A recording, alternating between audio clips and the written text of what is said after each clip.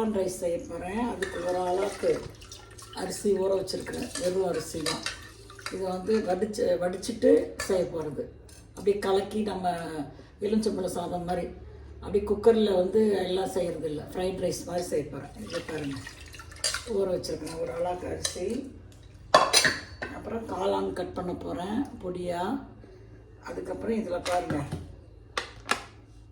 பச்சை மிளகா, புதினா கொஞ்சம், அப்புறமே பச்சை மிளகா மட்டும் பொடியாக கட் பண்ணி வச்சுருக்குறேங்க. வெங்காயம் நிறையாவே போட்டுக்கணும், ஏன்னா இதுக்கு வெங்காயம் தான் பேஸு. இனிப்பாக இருக்கிற சாப்பிட்ற மாதிரி, பச்சை மிளகாய் எல்லாம் எடுத்து போட்டுட்டு சாப்பிட்ற மாதிரி. இதில் வெங்காயம், பூண்டு, இஞ்சி எல்லாமே இது பண்ணி வச்சுருக்கிறேன், உடச்சி வச்சுருக்கிறேன். அவ்வளோதான், அரைக்கலாம் இல்லை, எதுவுமே அரைக்கலை. இதில் மிக்சியே வேண்டியதில்லை. மிக்சி இல்லாமல் யங்ஸ்டர்ஸு செய்யக்கூடிய 1 மினிட் மாதிரி செய்யக்கூடிய சாதம் வடித்து வச்சுக்கிட்டோம்னா இது அப்படியே கலந்து சாதத்தில் கலந்து டிஃபன் பாக்ஸ்க்கு எடுத்துகிட்டு போகிற மாதிரி. அதாவது எதுவுமே மிக்சி இல்லாதவங்க பேச்சுலர்ஸ் செய்கிற மாதிரி ஒரு டிஷ் இது பண்ண போகிறேன், பாருங்கள். தேங்க்யூ. சாதம் ஒரு டம்ளருக்கு 2 டம்ளர் தண்ணி ஊற்றி வச்சுருக்கிறேன். நான் வந்து இந்த அளவு தான் எடுப்பேன். தண்ணி ஊற்றிட்டு இந்த விரலில் இந்த அளவுக்கு தண்ணி இருக்குதான்னு பார்ப்பேன். அரிசி ரொம்ப அதிகமாக இருந்தால் இந்த அளவு இப்போ தண்ணி பார்ப்பேன், இப்படி வச்சு பார்ப்பேன் தண்ணி மேலே. அது மாதிரி வச்சு பார்த்துட்டு இப்போ ஆன் பண்ணி விட்றேன் அரிசியை. ஒரே ஒரு விசில் வந்தோடனே ஆஃப் பண்ணிடணும். ஏன்னா இது வந்து கொஞ்சம் நெட்டாக தான் இருக்கணும் அரிசி, ரொம்ப கொட்டலான்னு இருக்கக்கூடாது. இது ஸ்டீம் வந்தோடனே தான் வெயிட் போட போகிறேன். வெயிட் போட்டு ஒரு விசில் வந்து ஸ்லோ கொஞ்சம் நேரம் பண்ணிவிட்டு ஆஃப் பண்ணிவிடுவேன். சரிங்களா? என்ன பண்ணுறேன்னு பாருங்கள். இந்த அரிசி வேகிறது இங்கே கடாயில் வச்சுருக்கேன். இப்போ எண்ணெய் ஊற்ற போகிறேன்.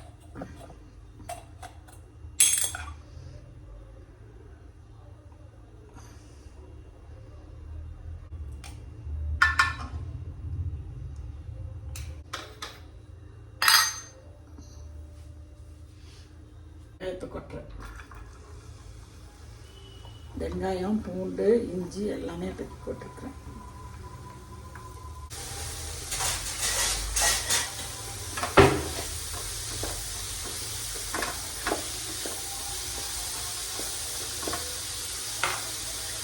காரத்துக்கு பச்சை மிளகாய், இதில் பட்டை லவங்கம் பவுடர்,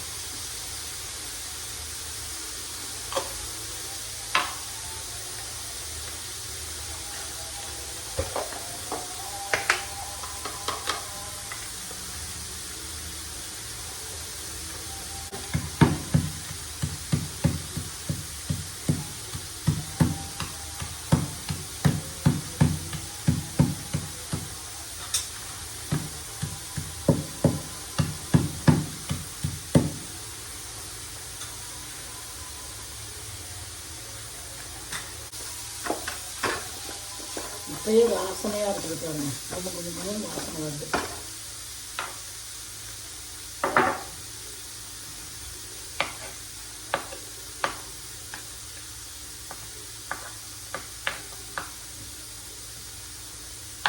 அதான் லைவ் வரல, ஏன்னா இங்கே வந்துட்டு வைஃபை ஒர்க் பண்ணல, அதனால நான் லைவ் எடுக்காமல் வீடியோ எடுத்துருக்கேன்.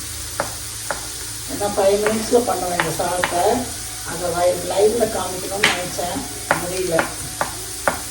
எவ்வளோ கிடைக்கிறதுன்னு பண்ணுறேன் பாருங்க. அந்த பக்கம் இந்த அடுப்பில் அது இதாகிட்டு இருக்குது.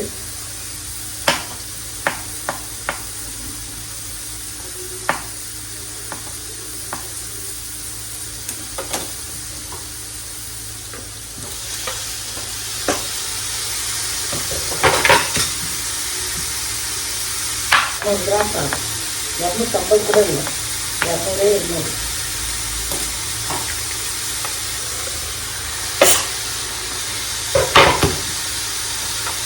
எதுவுமே கூட வேண்டியதில்லை.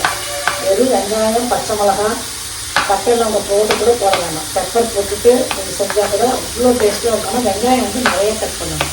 2 பாக்கெட்டுக்கு நம்ம 2 பெரிய வெங்காயம் கட் பண்ணி வைக்கிறேன். விசில் வந்துடுச்சு.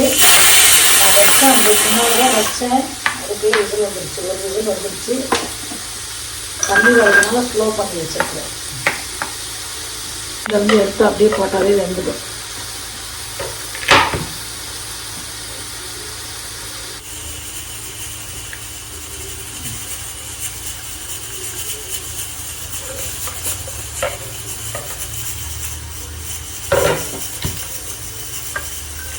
இதில் கொஞ்சம் பெப்பர். ஏன்னா எங்களுக்கு பச்சை மிளகா காரம் பத்தாது இல்லையா, அதனால கொஞ்சம் பெப்பர். குழந்தைங்களாம் இருந்தாங்கன்னா ஒரு 2 பச்சை மிளகா போட்டு பெப்பர் மட்டும் போட்டுக்கோங்க.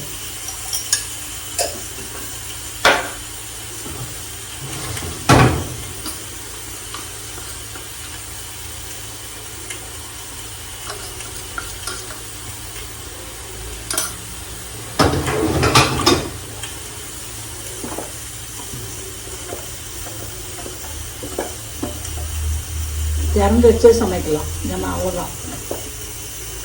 இது அப்புறமே தான் கொஞ்சம் உப்பு போடணும். ஏன்னா இது கொஞ்சம் கம்மியாகும், அதுக்கப்புறம் உப்பு போட்டுக்கலாம். இவ்வளோதான் இதோட இன்க்ரீடியன்ஸ். நல்லா டேஸ்ட்டாக இருக்கும். வெங்காயம் நிறையா போட்டுக்கிறதுனால இனிப்பாக இருக்கும். பாருங்க, இது 5 மினிட்ஸ் முடிஞ்சிருச்சு. ஆஃப் பண்ணிடுவேன். விசில் கூட வரல, ஆஃப் பண்ணிட்டேன். அவ்வளோதான். இதுக்கு மேலே வேண்டாம். ஏன்னா அந்த அடுப்புலேயே இருக்கிறதுனால இதாகிடும். வந்துட்டு இது வந்து ஒரு டயட் சாதம் மாதிரி பண்ணிக்கலாம். பேச்சுலர்ஸு பசங்களுக்கு தான் இந்த டிஷ்ஷு செய்கிறேன்.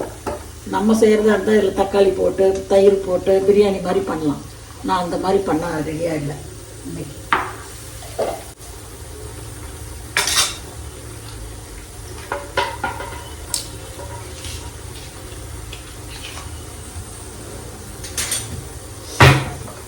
பார்த்தீங்களா எவ்வளோ தண்ணி விடுது பாருங்கள்.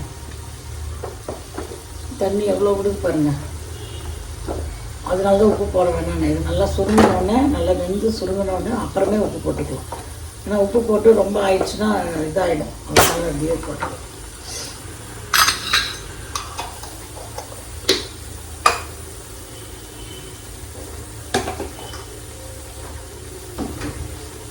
இன்னமும் இருக்குது, ஆனால் வெந்துடுச்சு. காளான் வெந்துடுச்சு. இப்போ வந்து உப்பு இந்த சாதம் மொத்தத்தையும் கலக்க போகிறேன்னா இல்லையான்னு தெரியல, பார்க்குறேன். அதனால் கொஞ்சமாகவே உப்பு போட்டுக்கிறேன்.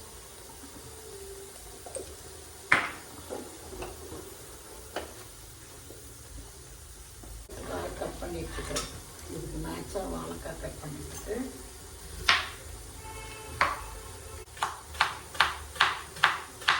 எவ்வளோ ஸ்பீடாக கட் பண்ணுறேன். எனக்கு ஒரு 1/2 மணி நேரம் சமைக்கணும் வேண்டாம், சீக்கிரமாக சமைச்சிக்கிறேன்.